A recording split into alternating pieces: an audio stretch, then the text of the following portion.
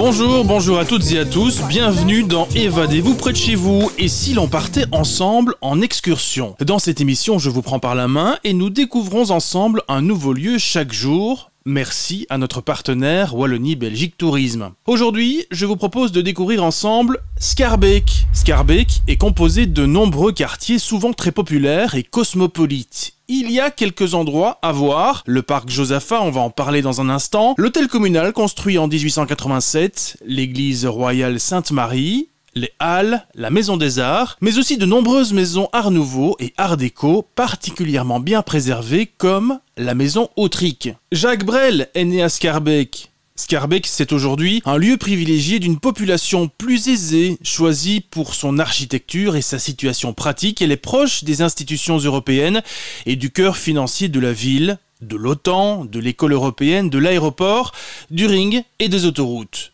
Les jeunes couples préfèrent ces quartiers pour son atmosphère ressemblant à Notting Hill et les prix encore raisonnables de l'immobilier, alors que les prix explosent partout ailleurs à Bruxelles. Changer d'air. Se déconnecter pour se reconnecter. Se vider la tête. Se nourrir l'esprit. S'égarer pour mieux se retrouver. Découvrir. Se découvrir. Se sentir libre. Destination Wallonie. Tout pour s'évader. Faites le plein d'idées sur visitewallonia.be. Avant de vous présenter mon premier invité, je vous dresse la carte d'identité de Schaerbeek. 133 000 habitants, on les appelle les Schaerbeekois, les Schaerbeekoises, une superficie de 8 km². Et Schaerbeek est situé dans le nord-est de la région Bruxelles-Capitale. Et j'ai le plaisir d'accueillir Jeroen. Bonjour Jeroen. Bonjour Frédéric. Jeroen Europe, porte-parole de Visit Brussels. Alors Jeroen, vous allez nous parler de Schaerbeek aujourd'hui. Que doit-on voir si l'on vient à Schaerbeek? À côté de quoi ne doit-on absolument pas passer? C'est difficile à choisir parce que je trouve Schaerbeek est une commune très intéressante parce que il y a des quartiers qui sont très très différents, qui sont sociologiquement très différents, mais aussi au niveau des rues et de l'architecture. Mais si j'ai le choix, je vais quand même choisir le quartier qui se trouve aux alentours du parc Josaphat, que je trouve peut-être le plus beau parc de Bruxelles. Au niveau d'aménagement, c'est un parc magnifique, je trouve. À chaque endroit dans le parc, vous avez vraiment une vue sur la ville et sur le parc qui est totalement unique. Ça, je trouve génial. Le parc a été rénové il y a quelques ans avec les pavillons qui brillent maintenant. J'y étais d'ailleurs il y a quelques jours avec mon fils pour jouer au mini-golf. Et ça vaut vraiment la peine de faire du mini-golf dans le parc Josaphat parce que le mini-golf du parc, c'est le plus beau mini-golf du pays. C'est une création de l'architecte René Pécher, celui qui a aussi fait le Mont des Arts à Bruxelles, et ça vaut vraiment la peine. C'est magnifique. J'adore le parc Josaphat. Oui, le parc Josaphat et son quartier aussi que vous aimez beaucoup. Surtout l'avenue Louis-Bertrand. Si vous montez l'avenue Louis-Bertrand avec ses belles maisons Art Nouveau et ses belles courbes, vous arrivez à l'église Saint-Servais, une très belle église aussi qui abrite la plus grande orgue de Bruxelles. J'aime bien les maisons, évidemment. Dans l'avenue Louis-Bertrand, il y a un très bon café, qui s'appelle le Barboteur pour les amateurs de la bière. Ça vaut vraiment la peine d'aller visiter parce qu'il y a des bières artisanales et des bières très très uniques qu'on sert là-bas au Barboteur. Pas loin de l'église Saint-Servais, on a sur la chaussée de Actes, encore dans le quartier Saint-Servais, un musée qui est particulièrement intéressant, c'est la maison Autric. C'est une maison Art Nouveau de la main de Victor Horta, l'architecte Art Nouveau très connu. Le musée se trouve pas loin de l'église Saint-Servais à la chaussée de Actes et c'est la première maison particulière qui a été créée par Horta. Et c'est vraiment un exemple, je trouve, d'une très belle restauration. C'est magnifique, ce petit musée Maison Autric. Oui, Victor Horta qui est particulièrement connu évidemment à Bruxelles. Où doit-on manger si l'on vient à Schaerbeek ? Mon restaurant préféré dans le quartier est sans doute le Potverdoemeke. Comme indique le nom, c'est un restaurant très belge, une cuisine belgo-belge, une atmosphère très intime, très cosy. J'adore les plats qui sont très typiques, mais qui sont très bien faits par le chef du Potverdoemeke pour manger un bon steak, un bon morceau de viande, avec évidemment des vraies frites. Il faut aller chez le Potverdoemeke. Alors Jeroen, Schaerbeek, c'est magnifique à voir, mais évidemment ce n'est pas Dinan, ce n'est pas Bouillon, ce n'est pas Bruxelles. Est-ce que vous conseilleriez à nos auditeurs de quand même passer un jour voir Schaerbeek, visiter Schaerbeek ? Oui, parce que c'est une commune qui a quand même un passé très intéressant avec les belles maisons Art Nouveau. Pour les amateurs de l'architecture, Schaerbeek est vraiment une référence, je crois. Et pour les amateurs de la bière aussi, évidemment, les criques, comme on dit, les griottes venaient de Schaerbeek pour créer la bière bruxelloise. Schaerbeek, c'est une grande commune. C'est la deuxième commune la plus peuplée de la région de Bruxelles-Capitale, après Bruxelles-Ville évidemment, et la 7e commune de Belgique. Donc c'est une grande commune, une commune avec beaucoup de diversité et avec beaucoup de trésors à découvrir. Plus de 130 000 habitants sur 8 km², c'est vrai que c'est très dense en fait, mais c'est aussi très vert, vous le disiez tout à l'heure avec le parc Josaphat. Certains jeunes couples aujourd'hui qui s'installent dans ces quartiers s'y installent pour son atmosphère et certains disent ça ressemble à Notting Hill en Angleterre. Vous êtes d'accord avec ça ou pas ? Oui, je suis entièrement d'accord. Il y a une nouvelle vibe qui règne en ce moment à Schaerbeek, ça se sent. Moi, il y a aussi les belles avenues avec des cerisiers. J'adore la commune au niveau pas seulement architectural, mais aussi au niveau de l'aménagement des avenues et des boulevards à Schaerbeek. Oui, c'est vraiment une jolie commune avec beaucoup de coins qui sont totalement différents l'un de l'autre. Comment visiter Schaerbeek ? À pied, à vélo ? Je le ferai à vélo parce que comme c'est quand même une commune très étendue, les distances sont grandes. Le transport en commun est évidemment, comme partout à Bruxelles, très présent avec le tram et le bus, mais malheureusement, il n'y a pas de métro à Schaerbeek. Je le ferai quand même à vélo. Il y a de plus en plus de l'infrastructure pour les vélos aussi à Schaerbeek. Donc, pourquoi pas prendre le vélo, oui. C'était le conseil de Jeroen Europe, porte-parole de Visite Brussels. Merci Jeroen d'être passé par l'antenne d'RCF ce matin. Bien, on va suivre vos conseils, on va passer par Schaerbeek pour faire une petite excursion. Merci Frédéric, bonne journée à toi. Train World est le musée de la Société nationale des chemins de fer belge, la SNCB. Ce musée est à Schaerbeek. Les travaux ont débuté en septembre 2012 à la gare de Schaerbeek. Ce musée est ouvert maintenant depuis septembre 2015. Depuis la fin de la traction à vapeur en décembre 1966, la SNCB a conservé une large collection de matériel historique estimé à plus ou moins 200 véhicules. Depuis 50 ans, tout ce matériel était caché du public dans une remise étroite à Louvain et à Aine-Saint-Pierre. Aujourd'hui, tout cela se retrouve dans ce musée. Je vous propose une visite du musée grâce à nos deux reportrices stagiaires, Florie Dancion et Armelle Delmel. C'est Thierry Denuy qui leur fait la visite. Il est le responsable patrimoine de la SNCB. Il est responsable aussi de Train World, le musée de la SNCB et des chemins de fer belges. François Scheuten, notre scénographe, aime dire que ce n'est pas un musée du train, que c'est un opéra ferroviaire où on fait vraiment vivre des divas, des acteurs et pas des vieilles machines.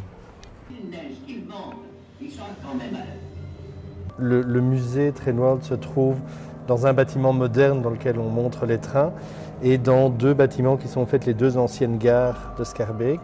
La première datant de la fin du 19e siècle et celle-ci du début du 20e siècle. Quand on voit de l'extérieur, en fait, on a l'impression que c'est une seule grande gare, mais quand on regarde à l'intérieur, on voit qu'on a deux salles des guichets. La salle des guichets qui se trouve ici a par exemple été utilisée lors de l'Expo de 1958 pour accueillir les visiteurs étrangers.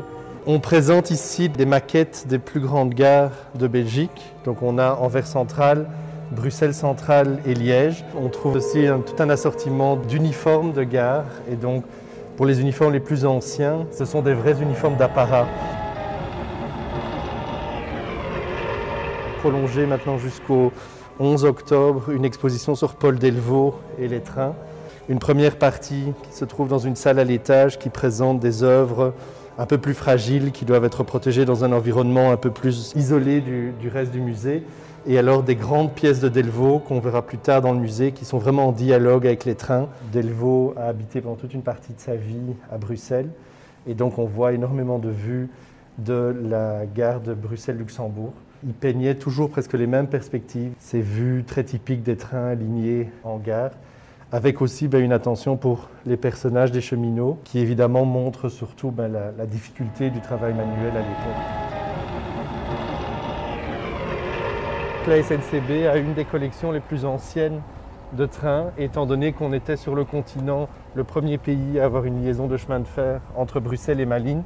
Et par conséquent, on a une histoire beaucoup plus riche et beaucoup plus longue. Donc ici, on est dans la salle consacrée à la première phase de développement du chemin de fer, c'est-à-dire toutes les locomotives à vapeur. La locomotive qu'on voit en hauteur devant nous, c'est donc cette reproduction de la première locomotive ayant roulé en Belgique en 1835. Et par contre, on a ici, de 1844, la plus vieille locomotive de notre collection encore conservée. On arrive dans une partie du musée qui illustre au fait quelque chose que peu de gens savent, mais c'est que l'uniformisation du temps en Belgique s'est faite grâce au chemin de fer. Parce qu'avant, chaque village avait au fait son clocher, mais rien ne disait que les clochers entre eux étaient quelque part au même rythme et au même temps. Et donc c'est vraiment le chemin de fer qui, pour pouvoir donner des heures de départ et d'arrivée des trains, a uniformisé le temps pour que tout le monde ait la même heure partout en Belgique.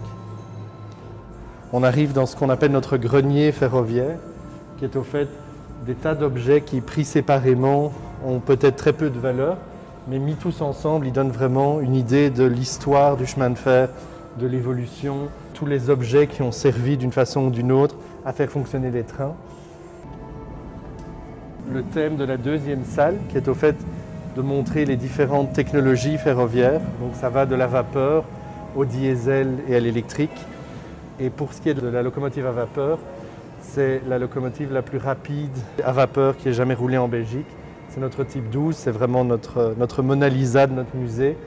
Beaucoup de pièces sont arrivées dans nos collections historiques parce qu'à un moment donné, des cheminots passionnés se sont dit « mais non, je ne veux pas que ça soit amené à la casse ». Et donc des années plus tard, on est tombé sur des pépites localement que les gens avaient vraiment mis de côté, avaient essayé de protéger. Et c'est comme ça que de nombreuses pièces sont sauvegardées. Ça va un peu plus loin que simplement la SNCB, parce qu'on a comme mission de service public de représenter l'histoire ferroviaire belge. Et donc on peut penser par exemple que Thalys, qui est une entreprise belge, fait aussi partie de ce périmètre. Il y a une dizaine d'artistes belges qui ont créé des œuvres originales pour décorer les Trans-Europe Express. Et donc ici, on a les 4 Delvaux qui avaient été commandés à l'époque par la SNCB. 2 trains de nuit, 2 trains de jour. Les 2 trains de nuit représentent la technologie à vapeur qui était mourante à l'époque. Et les trains de jour, des trains électriques qui étaient la nouveauté de l'époque. Et donc on a dans ces tableaux-là les 2 seules locomotives électriques qu'il ait jamais peintes, parce qu'il disait que l'électrique ne l'intéressait pas. Le thème de la salle ici est de pouvoir présenter les utilisations du train. Et donc on a un train des vacances, on a un train du travail et un train aussi où on montre l'utilisation médicale qu'on peut faire d'un train.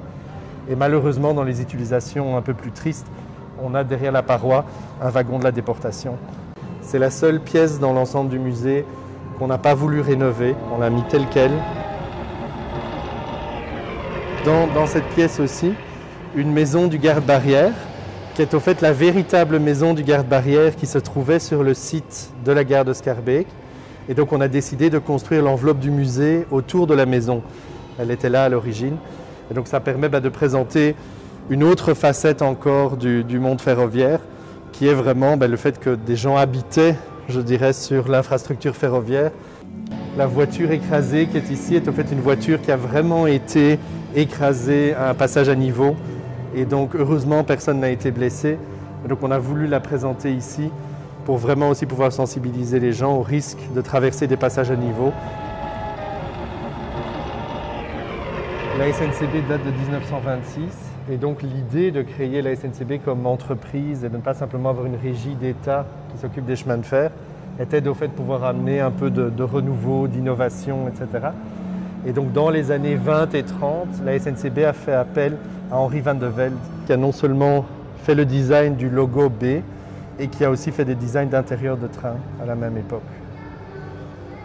La partie de la scénographie consacrée à Orient Express et Wagon-Lit, étant donné que Nagelmakers était liégeois, et donc par conséquent ça fait vraiment partie de l'histoire des chemins de fer belges.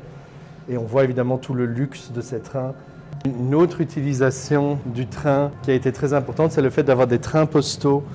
Et le triage fait par la poste se faisait à bord des voitures. Comme ça, quand la voiture postale arrivait, on pouvait juste décharger la partie du courrier qui était pour la ville en question et puis on pouvait continuer. Le Trans-Europe Express, donc, qui reliait Amsterdam, Bruxelles et Paris avant l'arrivée du Thalys. Et alors on a en face nos voitures royales. On a au total 6 voitures royales dans nos collections, dont 2 sont présentées ici. La visite se termine par une salle cinéma. Et pour l'instant, on y présente un film qui retrace la vie de Paul Delvaux. La seule évocation, je dirais, un peu plus contemporaine du musée, où on présente des nez de trains actuels. Une reproduction aussi en bois du premier train qui a été produit en Belgique. Donc le train s'appelle Le Belge, parce que les 6 ou 7 premiers trains qui ont circulé sur le réseau étaient produits en Angleterre. Et donc c'est le premier à avoir été véritablement construit en Belgique et construit par John Cockerill.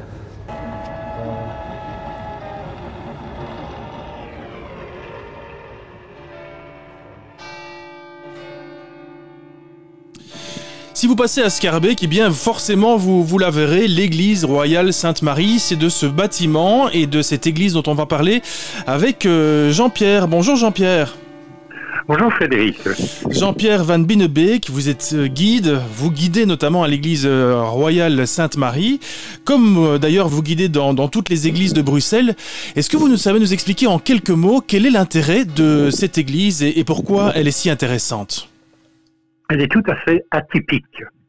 Atypique au niveau du style, car aucune église à Bruxelles a une architecture comme l'église Sainte-Marie.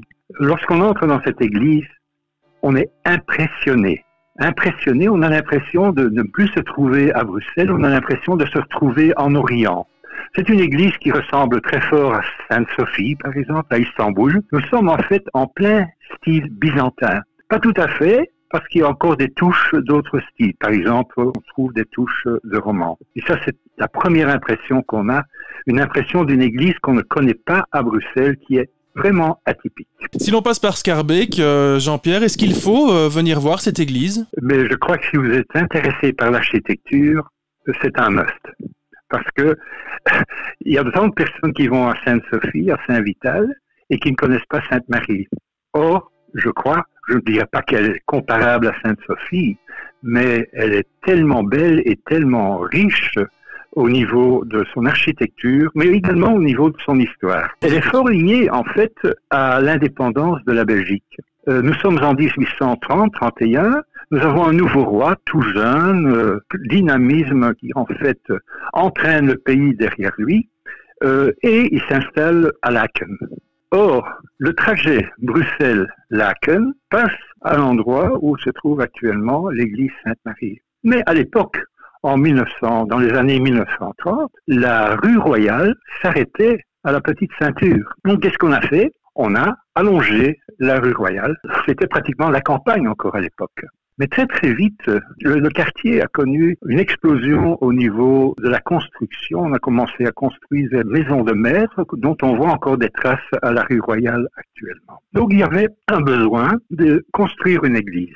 On a lancé un concours. Il y a 10 architectes qui ont répondu. Il y en avait 9 qui avaient dessiné une église dans un style plutôt classique, néo. Le néo était la mode au 19e siècle. Mais il y en avait une qui se détachait du reste. Donc nous avons eu un jeune architecte, 24 ans, qui s'appelait Louis van Overstraten, qui avait présenté un plan, mais tout à fait atypique. Un plan avec une structure d'une église byzantine. Et il a été choisi. On a commencé à construire. Il y avait une coupole énorme qui était prévue au 19e siècle. À ce moment-là, aucune coupole en Belgique n'avait les dimensions une telle grandeur dans une église. La construction a eu lieu et le gros problème de cette église, c'est que ils avaient des problèmes financiers. Les finances ne suivaient pas. Et toute l'histoire de l'église a été vraiment un calvaire pour obtenir les finances pour pouvoir l'achever. Mais après tout de même quelques dizaines d'années, l'église a été construite. Au XXe siècle, les difficultés financières ont continué. À un certain moment, l'église a dû fermer pendant une vingtaine d'années. Mais ça fait maintenant depuis tout de même un petit temps qu'elle est ouverte et nous pouvons l'admirer. Est-ce qu'il y a toujours des offices dans cette église ? Il y a encore des offices, mais pas uniquement de la religion catholique, également d'autres religions, par exemple orthodoxes. Je sais qu'il y a une communauté roumaine qui a encore des églises. Mais il y a une crypte et cette crypte est occupée entre autres par certaines communautés. Ce qui est admirable, et je ne connais à Bruxelles aucune église, ce sont, avec tant de vitraux, il y a énormément de vitraux. Si vous êtes un amateur de vitraux, n'hésitez pas à venir voir. Ces vitraux ont été faits par le plus grand verrier que le 19e siècle et même que notre pays a connu, Jean-Baptiste Capronnier. Un grand nom dans le domaine du vitrail. Donc, je dirais à voir. Merci beaucoup Jean-Pierre Van Binebeek, guide notamment à l'église royale Sainte-Marie, guide également dans toutes les églises de Bruxelles. Vous le croiserez certainement si vous passez par là. Merci beaucoup et nous on se retrouve dans un instant. On continue de parler de Schaerbeek.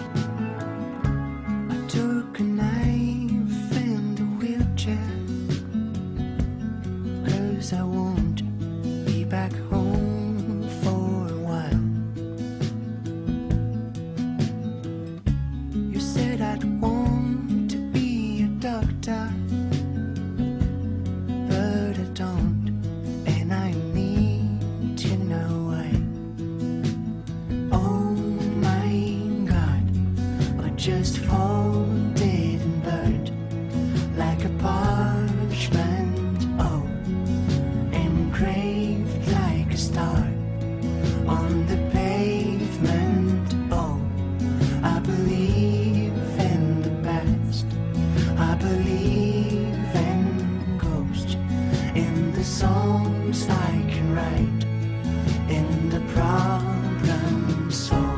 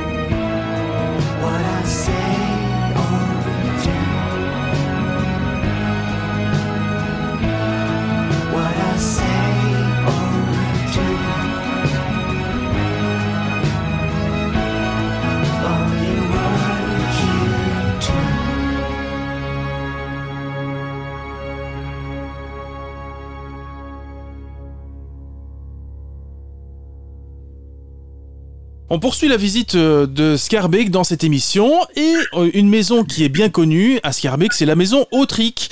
Bonjour Étienne Schrader. Bonjour.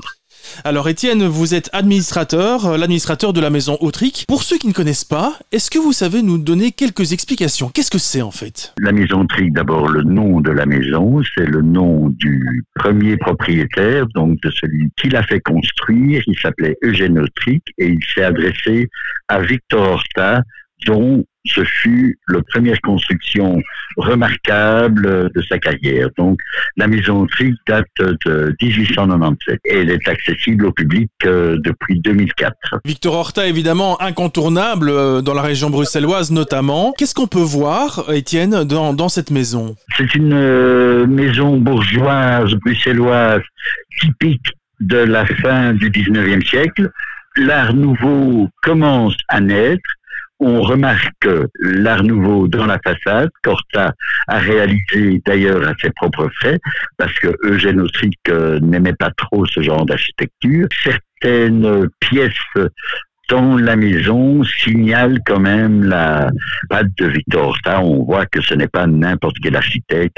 Cette maison a été entièrement restaurée, c'est-à-dire que le visiteur peut la découvrir dans son état initial. Tout a été repeint, retapissé, et nous l'avons remeublé avec des meubles d'époque, même si ce ne sont pas des meubles Art nouveau. Évidemment, le nom de Victor Horta est tout à fait indissociable de Bruxelles, même s'il a fait par ailleurs d'autres bâtiments, comme le musée des Beaux-Arts à Tournai, par exemple. Victor Horta s'est très très peu exporté, à l'inverse de certains de ses collègues, donc il s'est vraiment concentré sur Bruxelles, même si, comme vous le dites, il existe en province 2 ou 3 réalisations de lui.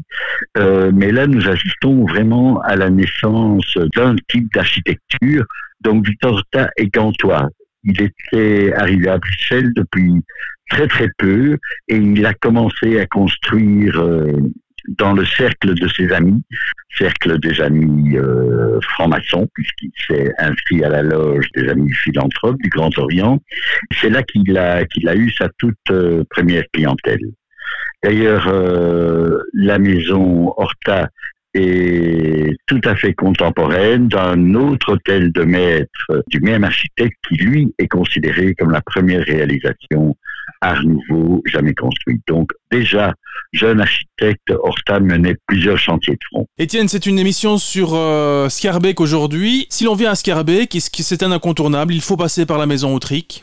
Absolument, absolument, absolument. Et la visite peut très très bien se continuer à l'extérieur, puisque la maison Horta est toute proche de l'avenue Louis Bertrand, où il y a quelques chefs-d'œuvre architecturaux à ne pas manquer. Donc, on peut faire une visite complète d'une partie de Schaerbeek, maison Horta comprise. Donc, je vous rappelle que dans les conditions actuelles, nous ouvrons uniquement sur réservation, mais cela va très vite et c'est vraiment une procédure tout à fait simplifiée. Étienne, de manière plus générale, est-ce qu'il faut conseiller à nos éditeurs de passer par Schaerbeek cet été? Est-ce que c'est une destination finalement également touristique et que l'on peut apprécier également? C'est une destination très riche du point de vue architectural. Il existe, et nous les vendons d'ailleurs à la maison Horta, il existe des plans de promenade de Schaerbeek où vous pouvez voir du moins depuis l'extérieur les constructions, les immeubles remarquables. La commune de Schaerbeek a connu son véritable essor vraiment au tournant du 19e siècle. Elle est passée en très très peu de temps du statut de commune rurale, les célèbres cerises de Schaerbeek, qui servaient à la fabrication de la crique, et son statut a évolué en pratiquement une vingtaine d'années. Tout s'est construit très très vite, et l'Art nouveau, il y a une place vraiment prépondérante. C'est une des communes à ce niveau-là les plus riches de Bruxelles. Il y a bien sûr la commune de Saint-Gilles, mais Schaerbeek vaut largement le détour. Et c'est un Schaerbeekois qui vous parle. Merci Étienne Schrader, en tout cas pour cette présentation de la maison Autric. Et puis on passera par Schaerbeek cet été pour venir voir tout cela. On vous souhaite une excellente journée. Merci à vous. Nous avons tenté un pari un peu osé, vous présenter Schaerbeek en 30 minutes. Je vous retrouve demain pour vous présenter une autre destination touristique. Je vous souhaite une excellente journée. Because I'm happy.